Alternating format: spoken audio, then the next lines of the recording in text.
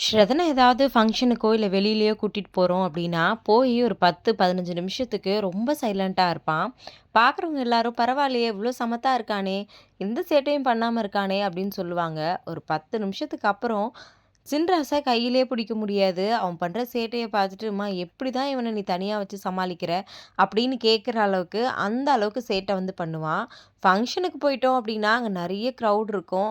அது என்னமோ தெரியல, இந்த மாரி நெறைய ஆளுங்க இருக்கிறத பார்த்தாலே அவன் ரொம்ப ஹாப்பியா ஆயிடுறான்.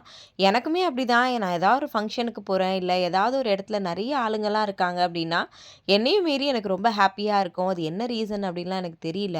ஸ்ரதனும் ஒரு வேளை என்ன மாரி தான் இருக்கானோ அப்படின்னு எனக்கு நெறைய டைம் தோணும்.